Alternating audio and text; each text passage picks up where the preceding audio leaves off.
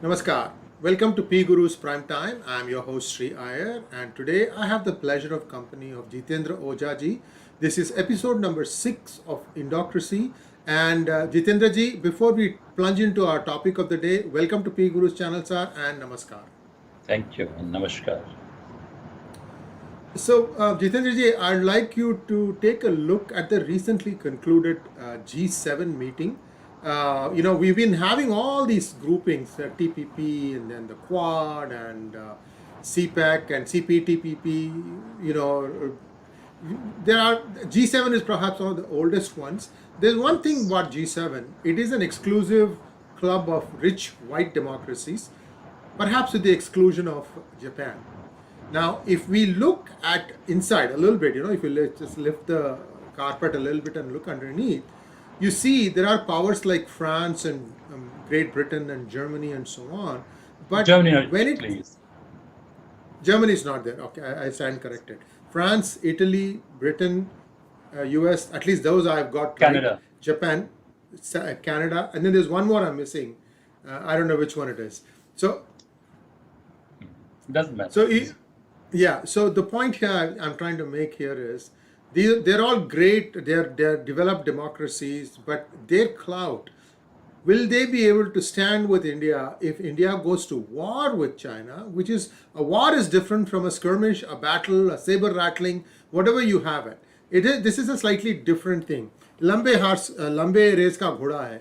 Are these horses for the long run? This is a question that people need to be asking. So, do you think, as an observer or an occasional guest status for India, is this something that it doesn't do enough justice for its role as the largest democracy of the world? India is the largest democracy. It is number 3 in terms of GDP by purchasing power parity. And when it gets invited as a guest, what kind of help can it expect from the G7? And what kind of a cooperation can it expect from them in case it is now asked to face the wrath of China? First of all, Sri, I would say we should stop this mentality of seeking help. We are a big power in ourselves. We have our challenges. We have had a post-colonial background, and we have not entirely recovered from trauma of colonialism and, of course, external occupation. But we are fortunate that we are born in an independent country and with a lot of strengths. So firstly, this word help should be out of our dictionary. We should be helping others. We are a far older civilization than even Great China, number one. So that's psychological this thing. Secondly, I don't know, it's also not striking my memory whether Germany is a member or not, maybe, because this is a club of rich white democracies formed sometimes in early 1970s. That time these countries were very powerful, but now the world has changed. I feel when this body is talking about democratization and expressing its commitment to democracy, there has to be serious change in its psyche, I would say. That each of these countries, the foundation of their prosperity lies in what? Colonialism. Even great United States of America, what Martin Luther had to face, what happened when Abraham Lincoln abolished slavery. So these countries, good that each one of these have transformed. These are very stable and established democracies. There is no doubt about it. What they have achieved is fantastic. But now this is time for democratization of the world. And if democratization of the world is on their priority, I feel countries like India and South Africa have to be integral partners. I don't know about Australia. Australia can also come there. There's nothing like this. But I feel countries like India, certainly as the largest democracy, has to be member of this grouping if it is genuinely committed to democracy. And tactically and strategically also it is right. Right now, United States of America is talking about protecting the world from Chinese expansionism. And it is looking for partnership. So when it is looking for partnership, it must shun this image that this is an exclusive club of colonial powers and white democracies, and including Japan, which again was a colonial power in Asia at one point of time. But yes, Japan is a very civil democracy, perfectly all right. Japan has to be there. But India must be there. This occasional guest status, a lot of countries have been there in this occasional guest status, including many, you can say, autocratic, authoritarian, and non-democracies have also been there. But fortunately, for last 3 years, India has been regular. There's a gap. 5 years again, India was there. So these countries must not look for, partnership with only those nations who are economically beneficial to this group. Otherwise, it will look like as if this is a self-seeking club of, rich white democracies, which you rightly pointed it out. So I think there has to be change in psyche, both from a strategic point of view, in the larger interest of democratic nations, I would suppose. Now, what would membership in this kind of an exclusive club entail for India? Will they be able to give us credit? For example, they'll say, okay, up to $300 billion withdrawal facility I'll give you from UK. That means that you can pay for it back in rupees whenever you want to, and I'll give you the pounds available for you to go and make some arms purchases perhaps. Because I see, the thing is, let's get down to the brass tacks. How many days of war can India fight? The sustained, I'm talking about sustained war. So there is a limit to how far India can do. Skirmishes, going to one place and hand-to-hand combat, these are all manageable. But when it comes to a full-blown war, the total thing changes completely. And India's foreign exchange reserves, 600 billion, very impressive. However, most of that is FPI and FDI. It could be easy come, easy go. Somebody might decide India has become too volatile, I'm going to withdraw my investment. Then what happens? Will India then settle, okay, it's all right, I will let China nibble here and there because I want the stability of this money? I don't know how things are going to play, because China has said that those days are gone when a small number of countries used to dictate events. Now, this is something that China has said, I guess, at the beginning of the G7 to try and put down the G7 itself. How do you interpret such an observation? Quite a few questions you've asked, Sri. Firstly, I would say in international relations, there are no free lunches. All these countries, if they are giving importance to India, this importance is dictated by their own strategic interests, their own military, security, and economic interests. We must be very clear about it. It depends on us how can we bargain, no doubt about it. So I feel that a lot of things are required, and yes, we are certainly a very crucial factor, a very critical factor. West also needs us, so we have to leverage it to get whatever concessions, whatever benefits we can do. But as I said earlier, as an Indian, I don't know what is policy of government, but if you ask me as someone who's a strategic thinker, who's thinking and studying and analyzing and observing as a public scholar, I would say we must give up this mentality, what they will give, or any charity. We should not expect, we should not try, but yes, strategic partnerships, this partnership, we must try and we must get maximum out of it. Regarding China, China is certainly trying to say that this era is over and trying to run them down, no doubt about it. But what is China doing? China is not saying that they will change the world, democratize the world. China says, fine, you were dictating terms until recently. Now I'm the power and I will dictate terms. So China, for all practical purposes, has emerged as a very smart, clandestine, devious, and deceptive colonizer. It is colonizing at minimum costs, and it is least bothered about that. So I don't take, when we are talking about a trust-driven international system, I don't take China, nobody takes China seriously. I don't think people within China also take seriously that they are interested in any democratization of the world. They have the power, they have the authority, they have managed to perfect a brilliant system which is working so far very well to their advantage.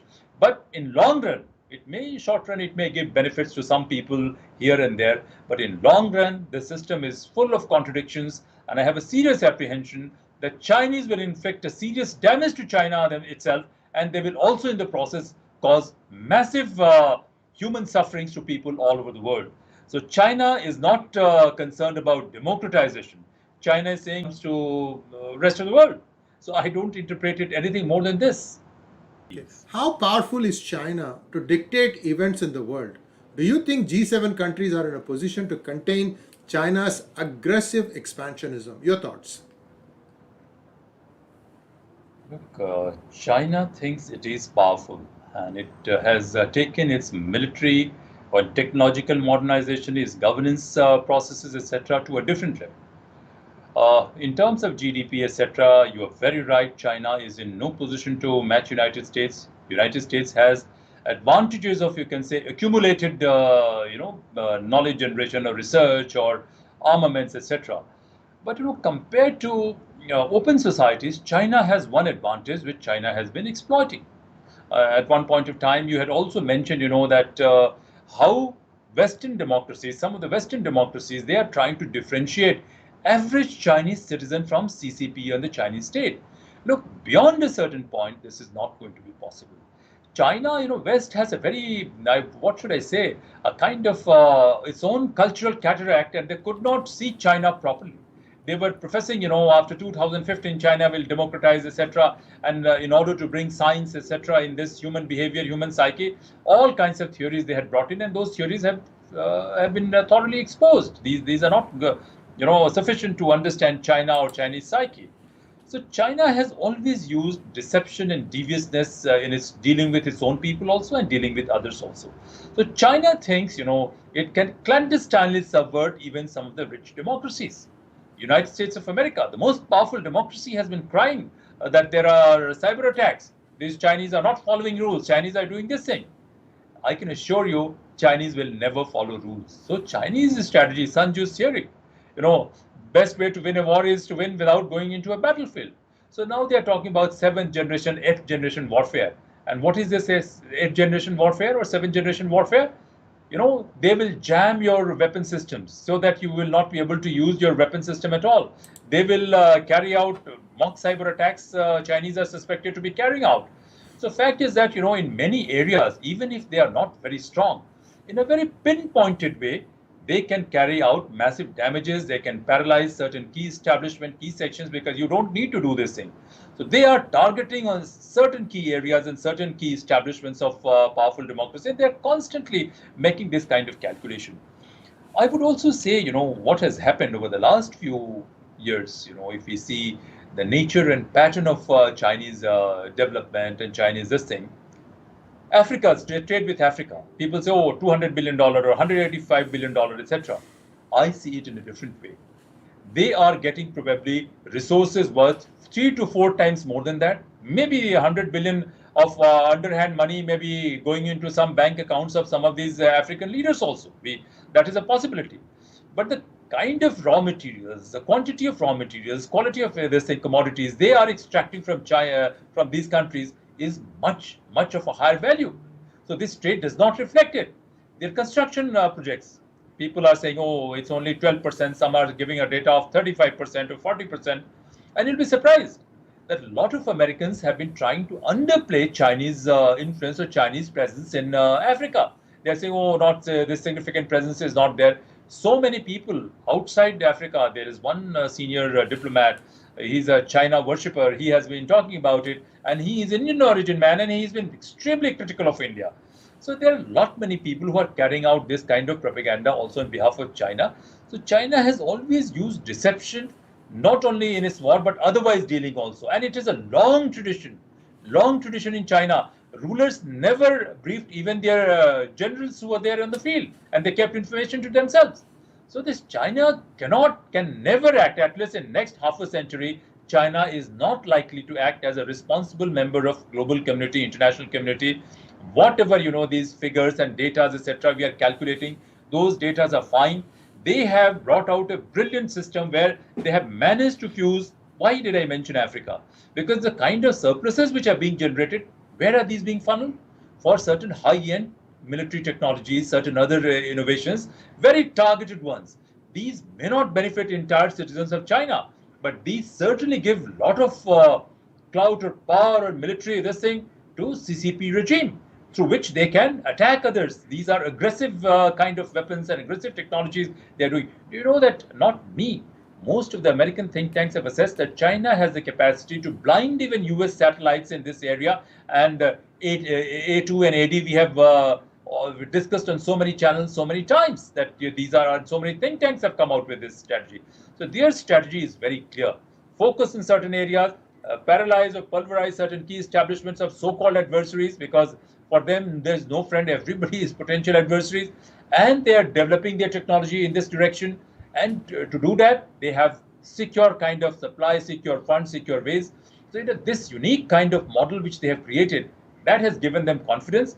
Whether they can never emerge as a global leader. I can assure you that they can never ever emerge as a global leader, but certainly they have the potential to carry out massive damages, as I said, to the rest of the world and also to themselves in the process. And that is why they have to be contained. And but I feel the way of this G7's way of containment is not going to be sufficient. G7 countries or so-called democracies, they have to look inwards. They have to see that these are challenges which are coming up, but there's so many internal fissures are there, so many domestic discords are there. Their own institutions are underperforming. So this challenge from China should be treated as an opportunity, Shriji, to rectify those institutions and not only to counter China, but to set a different agenda, to see that these kind of deceptive, aggressive and subversive behavior, which in the past even United States encouraged, they have to see this cannot be encouraged. In long term, these are going to be detrimental to them. So in short term, they can have a different attitude, but in long term, this kind of interconnected, globalized world needs a more trust-driven international system, I would say, and not only based on simply rules. Even these rules have to be to adhere to rule-based system, which Western nations and especially United States keeps on speaking about it. Even these rules have to adhere to certain known principles of equity, fairness, and justice. And I think that's how the whole credibility will come up and China will be discouraged. I hope I've not taken too much of time, Shriji, on this question. No, I was just thinking about what you're saying. See, let's play out the scenarios. The G7 nations, particularly, the way they would destabilize an opposition is by trying to identify a group there, fund that group, and then make that group rise up, rile the masses, and say, okay, your ruler currently is not good. You need to change them. And sometimes what happens is you get what you wish for. In the case of Saddam Hussein, in the case of the Shah of Iran, in all these things, the problem jumped from the frying pan to the fire, and so not necessarily a good outcome. So in case of China, communication inside is so cut off from the rest of the world that the world may be trying very hard to unseat the CCP and its vice-like grip over the country. But how will the population there come to know that this is happening? Would the United States or somebody like that go and break open the security wall that they have built around the country so that everybody is able to access things like Twitter, Google, and so on? But even then, it takes time before they realize that there is data available. So I'm just trying to play out the scenario. If China has become too big for its boots, which is what we are all implying, and we have been implying this for a long time, plus now there's more and more evidence emerging that they have weaponized their virus research from the Wuhan labs.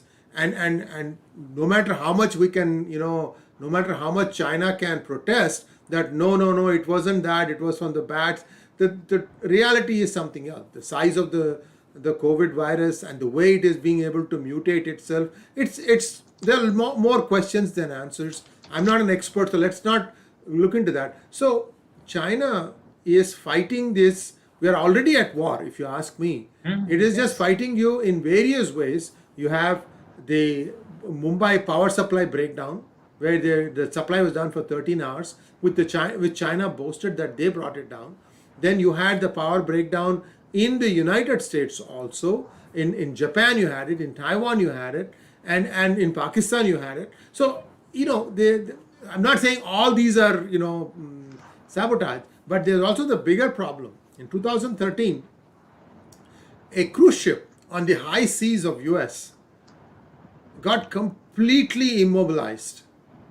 The electronics just stopped working. There was no, damage, but the electronics just completely stopped. And it was believed that an electromagnetic pulse experiment was conducted.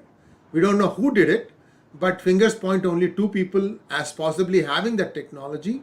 And at that time, the then president was on a tour to India, and it took some time for the US to kind of engage its resources to try and get to the bottom of the initiator, because it was somebody, perhaps a submarine or something, that did that.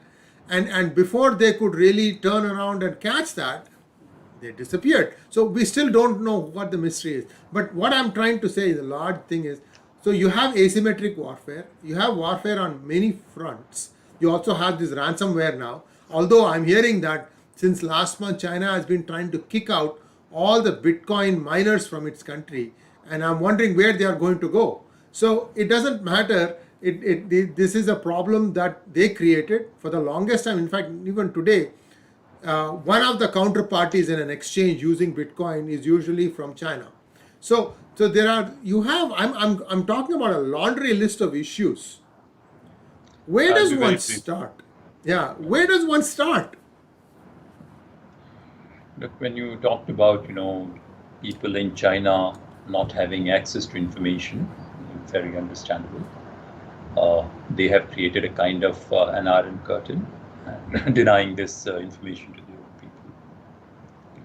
Secondly, you also have to see, the Chinese psyche. Most of the Confucian morality, a lot of people have spoken about it. So, to their own government, most Chinese nationals, they are, excuse me, they are very, very, I wouldn't say subservient, but they are very obedient kind of people. So any internal rebellion, as West used to engineer, appears very difficult. Excuse me. What has happened?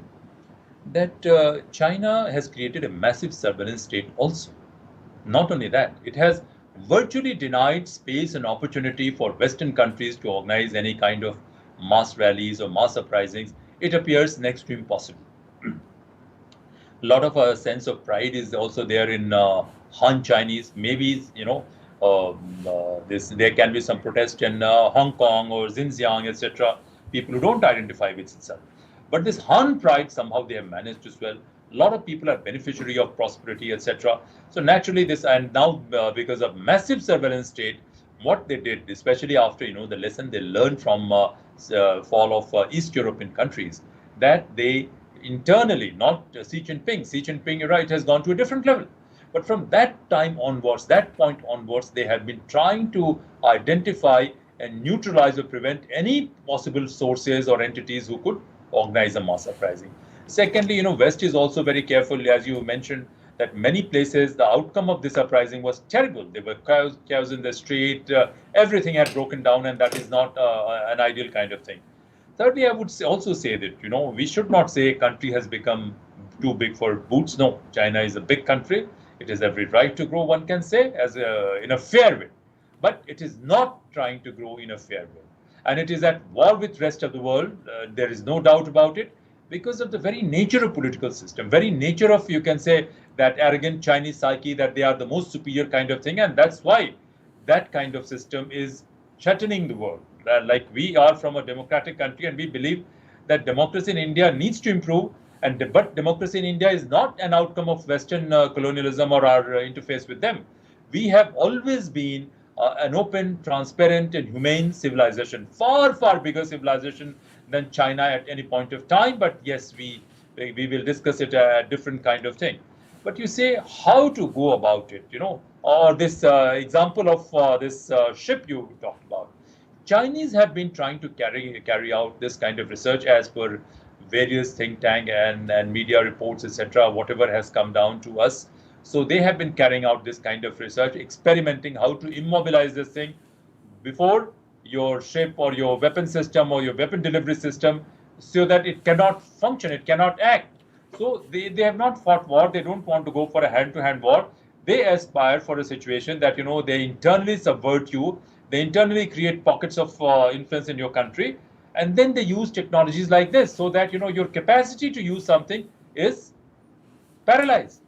So this kind of thing only Chinese can do it. Now, how to go about it, as you are saying, I suppose that here we need to have a different strategy, not that playing China according to the Chinese game.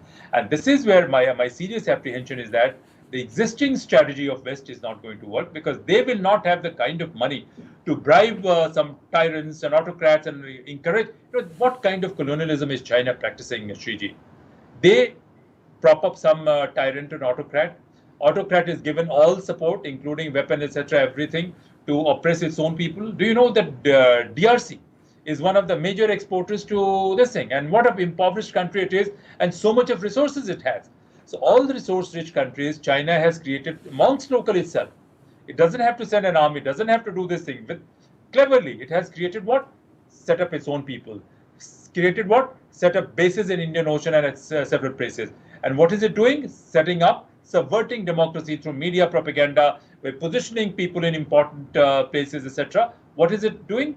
It is trying to ensure that some people benefit by associating with China, but China has its agenda, and the kind of resources they are able to get, these resources are fueling its prosperity and technological modernization. So this kind of model is difficult for West to do it. They should not practice even this uprising. What should they do? I think it's not secret as such, but still I think it should be discussed by them. They have to come out with something new and innovative. And I'll just avoid, not that anything is there. I will just avoid this as an interview. But there is need for serious innovation. West also has to review its capacity. But one thing is very clear. India has to be a very critical partner. You also have to see not critical partner in military terms itself, in terms of ideas, institutions, governance as an alternative model. If a democratic India is able to come out with a spectacular governance output, I'm sure this will raise a lot of doubts in China itself, because all said and done, within China, even people in Beijing, they are not safe. Leave aside Xinjiang. Everywhere they have altered demographic composition. So we have to innovate firstly in a governance model as well as national security. This thing, technology is one area. You change rules of the game. You change the battlefield itself, because Chinese are at perennial war, perpetual war with rest of the mankind, and even their own dissidents within their own country. So this is a kind of perspective. You now have to think and innovate what can be used not only to contain China, but to change the whole thing, so that you don't only militarily engage them, but you somehow ensure that this kind of opaque and authoritarian political structure crumbles, and we have a kind of democracy. But West has to go a long distance, and a lot of innovation may be needed in this direction, Sriji. I'll play out a few scenarios for you, Jitendra, and every one of them 1 minute you can answer. Please. 1 minute. I'll ask you a question and you tell me one. Please. In Afghanistan, the United States is leaving now, and China is trying to occupy that space.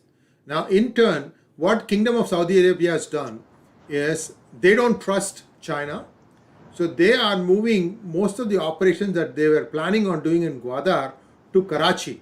They think they can control things better there. Right. So in this scenario, what should India be doing? So far, every time I bring up this thing saying that India should have put boots on ground in Afghanistan so that US could do an orderly pullout, and in exchange, India could get the best, whatever the equipment that they wanted from US. It could have been a good trade barter system that they could have done. But India never did that. Now there is vacuum is being forcibly created. What do you think is going to happen? Look, when there is a tactical interest of immediate nature, boots are required on the ground, and no doubt about it. But Sriji, you are a journalist, and I'm sure some people in India who are thinking, in their own wisdom, they have decided that this is not a smart strategy to keep boots on the ground. I entirely agree. In the prevailing circumstances, it was not desirable. But many things India could have done. You're talking about when US pulls out. Who is Taliban? Who created Taliban? How is Taliban sustaining and surviving? What is it which is preventing India and even most of these Western countries to stop succor and funds to this Taliban? For a long time, they've allowed Taliban to grow, evolve, and everyone knows that Taliban's master is nobody else but Pakistani ISI. So many times you have spoken. So fact is that, your channel somewhere also, I said that, one complaint against America by Americans is, that wherever there's a problem in the world, Americans will surely reach there and they will bomb the country, not the one where there's problem, but the one next to it. They should have bombed Pakistan, because Pakistan was the creator of Taliban. So that's why they have missed. Right now, they have not been able to control this thing. So why feel, what should India do? India should weigh, because we don't have information on which the basis of which this decision can be taken. But I entirely agree with Indian position that we should not have put boots on the ground. But domestically, India has to destroy radicalism. There is no doubt. And this radicalism cannot be destroyed through a war on social media.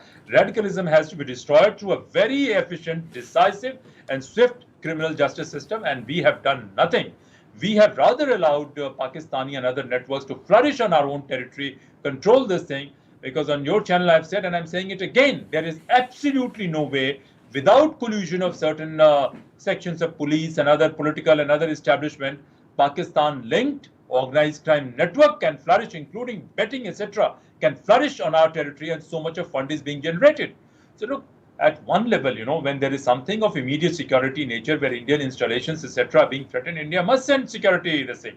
But India has to bolster its other capacities. One is rule of law. One is crushing radicalism domestically. Second is containing organized crime, helping West and spearheading it, and containing organized crime internationally, so that this kind of network is taken care of. Building stronger bridges with most of the Muslim countries, because Arab countries also, they don't trust Pakistan. So you using that kind of thing, United States of America has a different requirement. It's a different entity. Israel is a different entity. India is a different entity. So we have to see how we fight this war in a manner which has minimum cost to us or minimum collateral damage for us, and still we get maximum results. And this will not be possible by just talking and this kind of debate. This institutional restructuring is required. But when you have 65, 70, 75-year-old people, all their life they have flourished in this kind of system, which I consider subverted system. Do you think they can bring about change? Sorry, they don't know. They don't have the skill. It's same, somebody who doesn't know Chinese language and you ask him to read Chinese language. So all these status quoist bureaucrats who have thrived in the system, I'm sorry, Shriji, it is beyond their capacity to come out with this change. I would say another thing, private sector. What happened? Most of our private sector is internationally not competitive, and this requires serious investment of ideas. Our whole thinking is, you come out with a punitive measure, put people in jail. This is exactly, I call, Mughal and Mamluk psyche. Think of it. How can you regulate? How can you encourage so that, your private sector can become a very critical partner in your national security and geopolitical strategies or initiatives? This is not happening. Otherwise, we would have taken Chabahar, we would have gone beyond that. But our private sector, unfortunately, one of it, of course, there are a lot of good leaders, there are a lot of, role models. But unfortunately, our private sector, its biggest folly is what? Biggest, this thing, bad corporate debts, lot of incompetence, lot of inefficiency, very little investment in R&D and modernization. So, when we talk about national security strategy, it covers a lot of things. And, one or two incidents depends what decision you take in Afghanistan, what decision you take in Iran, it depends on what capacities do you have. Of course, what are other alternatives, what are your interests and priorities, but also what are your capacities. So many a time we may have an interest and priority, but certain segments of our, you can say, governance or other thing, they are not in a position they don't give us freedom or liberty or strength to pursue those policies. So I would say Afghanistan, we should continue to have strong engagement with government and others, but simultaneously we have to drive home that terrorism is not that we talk and only at UN and other forum. Do everything possible to contain terrorism and organized crime, and also push for democratization in Pakistan. Ask this thing, ensure that ISI, which is the biggest crime group in this area, is knocked out. But before that, we also have to see that collaborators of these forces within India, especially in India's police and other establishment and other political establishment, you detect them. Because this kind of $800 billion crime industry, organized crime industry, which is flourishing, do you think they will not be having their supporters and loyalists in key places? So this is where I think, there is need for a stronger vision, stronger resolve. And one of my objectives is to place these ideas in public domain, not for ourselves, but in the best interest of our country and best interest of peace and mankind. Jitendra ji, speaking of Pakistan, there are at least two individuals that need to be brought back to India to stand trial. One is, of course, Dawood Ibrahim. And the second one is this rascal called Mia Mithu, who sits in Sindh. And he has been telling and exhorting people to go and look up all the girls of minorities. I'm talking Hindus, Sikhs, Christians, Buddhists, whoever they are. And the moment the girls come to a certain age, what happens? They get abducted from their homes. They are forcibly converted to Islam. Sometimes they are raped by the entire village, and then the girl gets married off to the village idiot. All sorts of atrocities are happening. In fact, one or two, or perhaps I think the number is 1,000 girls are being affected like this every year. That is 3 a day. The West, doesn't matter how many times we bring it up, they'll make some wishy-washy noise, but they go back. So India needs to, if you say that you have to democratize Pakistan, this is a much easier task, Sirji. Just bring these two rascals back. Let them come and stand trial in India. Why can't they do that? You see, the problem is we talk about we can do this, we can do this, we can do this on the ground. And another problem that I'm telling you, what happened in the recently concluded state elections? The local population has elected divisive elements who have a proper mindset that they want to do other things than be a part of this great country called Bharat. You take West Bengal, you take Tamil Nadu, or you take Kerala. All three are on their own trips. So the national security is important, but how does this go up and down the rank and file? NIA cannot be at every place trying to make sure things go right. So the law and order is a police subject. I mean, it's a state subject, and the state government has a very selective way of applying it. It only applies it to, look what happened the post Bengal violence. I'm sorry to say the central government did not take care of its own people. BJP Karyakartas, their wives were raped. In fact, I'm going to have a program very shortly on PGurus. We are going to bring you interviews. This is not something like, oh, I heard this thing, or these people are exaggerating. None of that stuff. You are going to see the hard facts. So anyway, what I'm trying to say here is that some of these lumpens are actually entertaining thoughts of becoming the prime minister of the country in 2024. Where's the level? I mean, these people don't even know how to, do some basic things in life. And they have prime ministerial ambitions. This is the kind of leadership we have. So, I mean, national security, yes, that is the most important thing. How does the government, at least the center, I think, has the right intentions, make sure that the state governments don't go about picking and choosing who they want to jail and who they want to hold accountable? You've asked a series of questions. I'll reply on 3 only. I'll concentrate my reply. Regarding these rascals you are saying they should be brought in and they should be tried.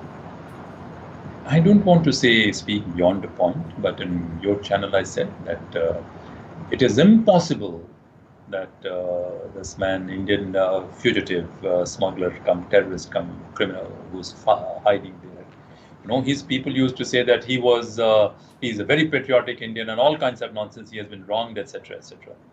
I don't know.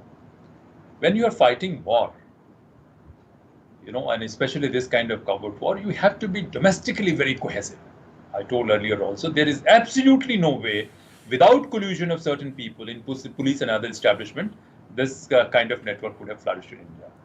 I understand. Prior to 2014, there was not a nationalist government. They were least bothered, and I used to call that party, which was ruling party, that it was subverted in 70s, 80s itself, and from a political party, it became a private limited brokerage syndicate. Collecting illicit brokerage was its key. But what happened after 2014?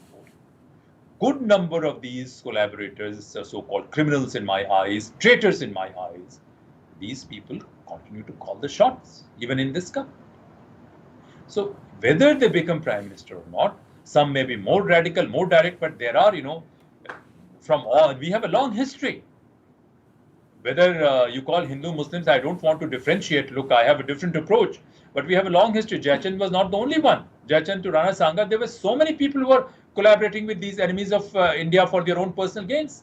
So there are a lot of people within this country who are not real elite or collaborators or whatever you can call them. For their personal agenda, they can go to any extent. So that is what is deterring India from building a robust and effective capacity. And this is what Indocracy I'm talking about, that you cannot have capacity in one particular area and rest of the areas you will be weak. There's a saying that a man who has his knees are not working, his stomach is weak, and his eyes are also not working, and he wants his two fingers to be very strong. It doesn't work out that way. Shriji, we have faced trauma of colonialism, we have faced trauma of external occupation, we have been on decline much before that. That's why we had to face external occupation. We were ran over by these external marauders, but we had resilience also that we fought back and we are here. But we need to do something very different. We need to do something very innovative to come back from here and fight back and retrieve our real place. Regarding these opposition parties winning this thing, you are saying two issues are there. I don't consider anything that if opposition has won, they are traitors, and this government is winning, this political party is winning, they are nationalists. I do not buy this thing, because a lot of traitors, they find refuge here also. Clever traitors will be there, here, there, and everywhere. And secondly, when you are winning this election, I think, I don't want to say some people are election specialists and other specialists. You need to use your brain. You need to use your brain so that tackle this. If you have a nationalist agenda and you think nationalism is not my baby, it is just I'm doing nationalism for sake of others. No. If you're doing it for the sake of nationalism, use your brain, use your strategy, and get not only emotions. Shriji, when people say, oh, why this was not done? Sometimes I'm sorry, with due respect, I understand that those people have not been through such difficult and such complex situations. So they come out with very simplistic kind of thing. It doesn't work out that way. If you think that, your adversary is there, whatever ways, why go for a direct confrontation? Come out with an indirect way so that, with minimum cost, you can tackle that adversary. Best is that if you can turn that adversary into your ally.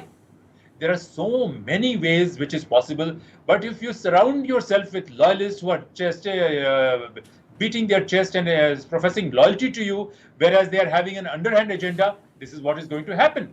So fact is that, I am one of the strong admirers. I'm not a worshipper of Honorable Prime Minister, but I'm certainly a strong admirer of him. But I don't think he has selected in many areas a good team, a right team. That requires to be submitted.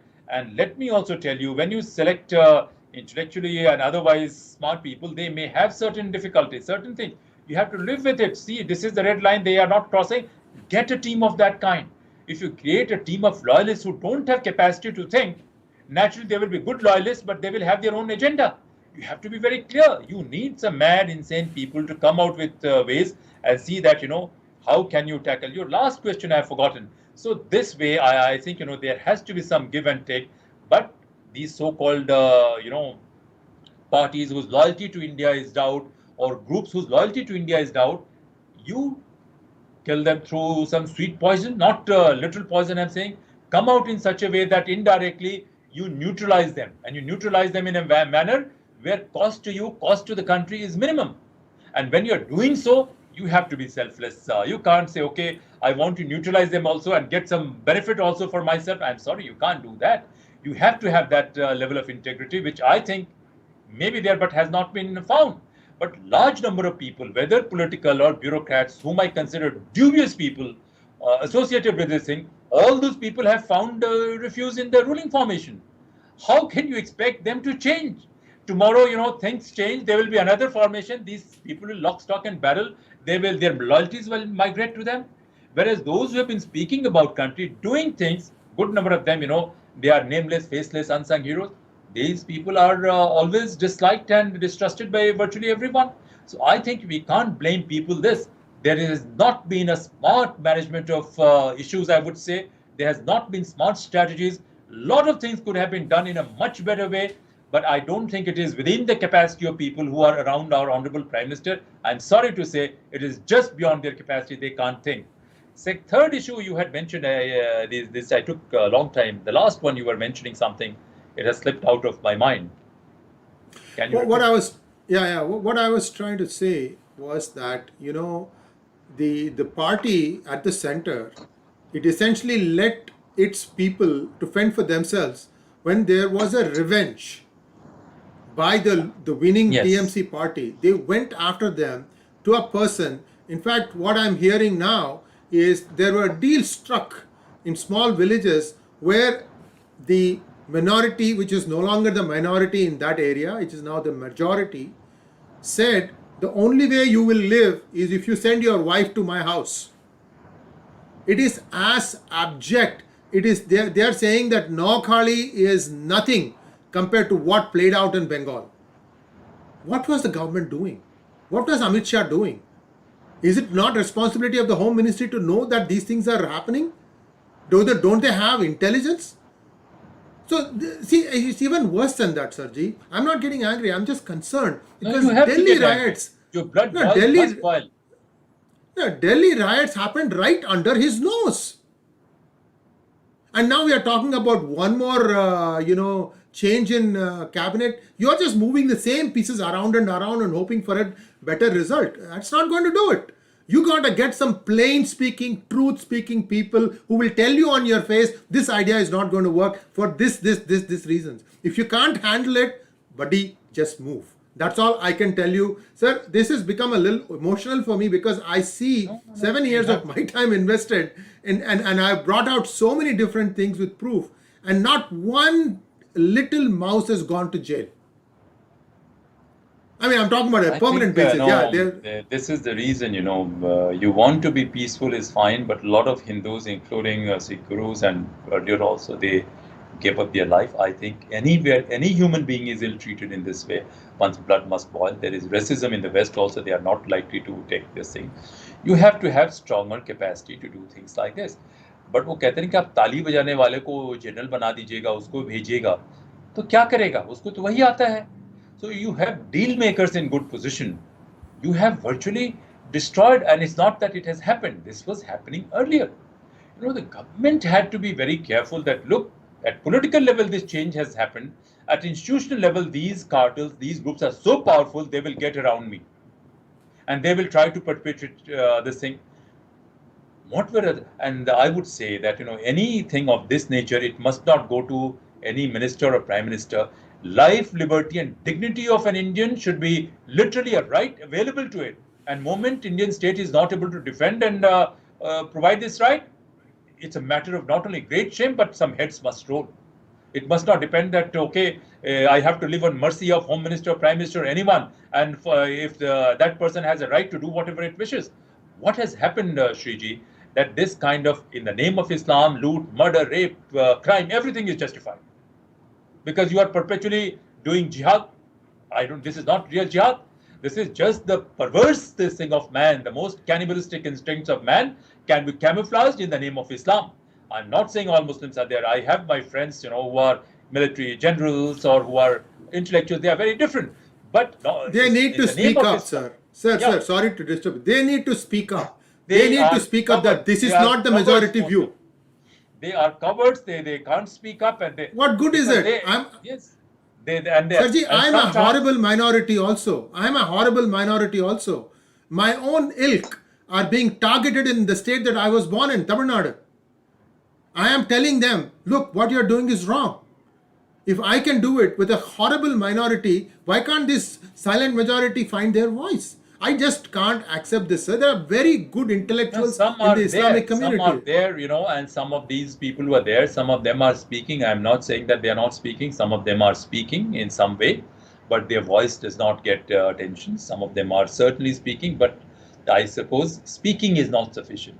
We need to have a credible system where a policeman, he may die also. Large number of policemen are dying also. But you need to create such a trustworthy system where, in defense of rule of law, in defense of lives and properties of people, so-called our security personnel, they feel encouraged and emboldened to take any possible risk. So that trust factor has to be built in the system so that, they feel, okay, this is my country, for whatever right or wrong, if I go and do this thing, even if I am killed in the process, doesn't matter, I have to do it. That kind of commitment has to be brought in. And this cannot come by saying, okay, I will punish you under this act or punish you under that act or do this thing. So that trust factor, that integrity factor is missing in our institutions. Everybody is for himself. Majority of a good number of, at one level, if we have Ashok Khamte or Hemant Karkare or Umble, who go and front this thing and they fight and they get killed also. At another level, you have this loyalist brand of policemen and women who get all the choices thing, and every political dispensation thinks they are very good people. They are good to have to keep them around. So what do you? And then the politicians, again, the stakeholders of India, they think, okay, this politician has to be promoted or done this thing because this person will do my work. So whole thing requires a reset, and that is why I'm saying, that these are symptoms of an ailing system, and that ailing system has to be rectified, Shriji. There are no quick fixes. Okay, you push the button and it happens. बर्तन धोने वाले को आप उसके हाथ में बंदूक पकड़ा दीजिएगा तो बंदूक नहीं चला सकता ना पुलिस की, उसका काम कुछ और है। लॉयलिस्ट है, उसका काम चारण और भाट बनने का काम है। मैं कहता हूं कि पुलिस के कुछ लोग कविता और पोएट्री और ये लिखते हैं, गुड, रिटायरमेंट के बाद लिखिए, but this profession is so demanding, how can you find time to do something like this? या उसके रहने के बाद जो है, your promotion or anything, recognition, your plight depends on mercy of your political masters. How can you have an effective system? So fact is that, these a very senior Muslim politician, sorry, I've been speaking too fast, senior Muslim politician in parliament said that India Muslims are very safe. In so-called Muslim majority countries, they are not safe. Given adversity, given everything, India is safe because of, you can say, Hindu values. I'm sorry to use this time, because of Hindu values, our humanist pacifist values. And they think that, this is a good way to attack it. And large number of our people, they have either been rendered helpless or they are not that aggressive. And this kind of violence is a self-destructive violence. Let me tell you, Sheikh Hasina ji, Honorable Prime Minister of Bangladesh, she has rectified and brought situation under control. And why situation can't be brought under control under our Honorable Prime Minister? Reason is that same kind of collaborators, same kind of crooks who are calling the shots in the previous regime, they have got around and they have vitiated and subverted everything. And it is impossible as long as they are there. I am getting angry now. As long as they are there, maybe they will benefit. But a great trust that was reposed in 2014, that trust is increasingly being fractured and that trust is increasingly getting shattered. I have also paid a heavy personal cost, Shriji, for integrity and for this thing. And I stood up, and I know whatever price comes, including my life, I am willing to pay that price. Yes, I cannot indulge in criminality. I cannot do this thing, but I am coming out with these ideas.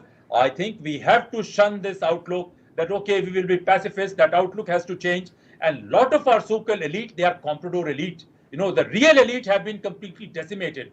Real elite who think as a country, who think as a society, who think as custodians of the people, those elite have been rendered irrelevant.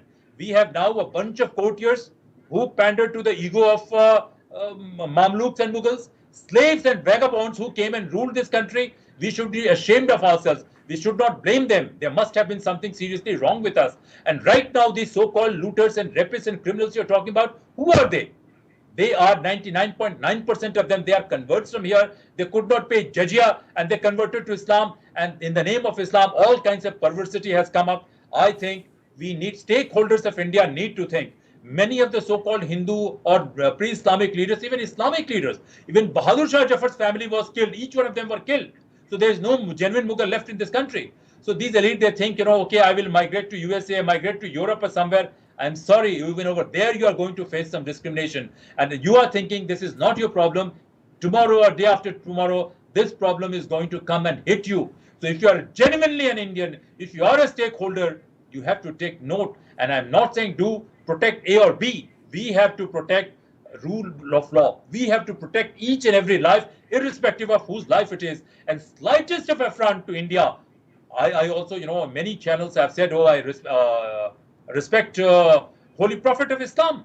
I'm saying that, okay, don't insult them, but any insult to India or original values of India has to have only one response: capital punishment and complete confiscation of their properties. And similarly, all the traitors who today's government, they are pretending to be Hindu nationalists.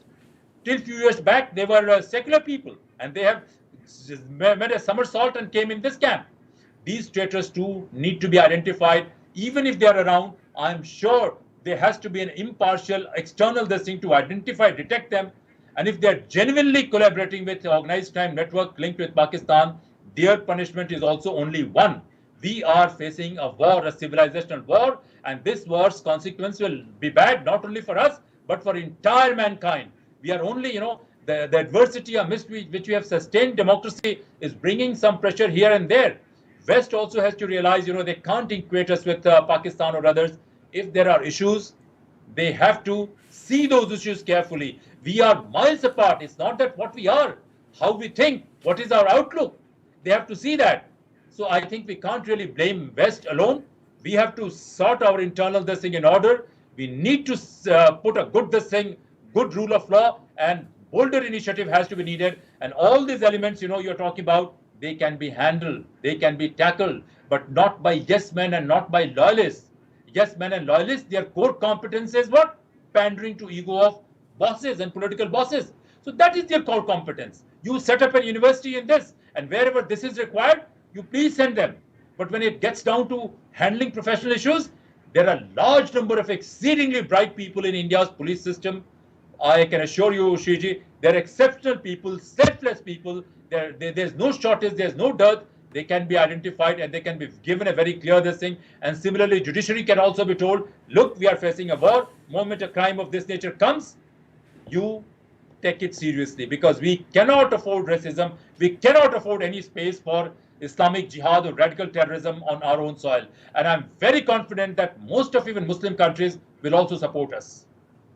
Absolutely. And my unasked for advice, I always give unasked for advice to anybody who cares to listen. This is to the Prime Minister of India. Before you undertake a cabinet reshuffle, perhaps you should first look at the team, the bureaucrat that you have surrounded yourself with. First, find out how good they have been in the task that you assigned them for, and first get rid of that dead wood. And then you can think about having a cabinet reshuffle. With this, I bring today's conversation to a close. Jitendra ji, as always, it was a very, I think we took a hard look at a lot of things, and I'm hoping that some good will come out of it. Those of you who have sat through and listened to it, please understand that we have to have some things that are not negotiable. First of all, we are human beings. Second of all, we are the citizens of a certain country. That is our loyalty. Then you can be something else. You could be a Telugu speaking person. You could be a Hindi speaking person. You could be a Christian. You could be a Buddhist. You could be a Jew. You could be a Muslim.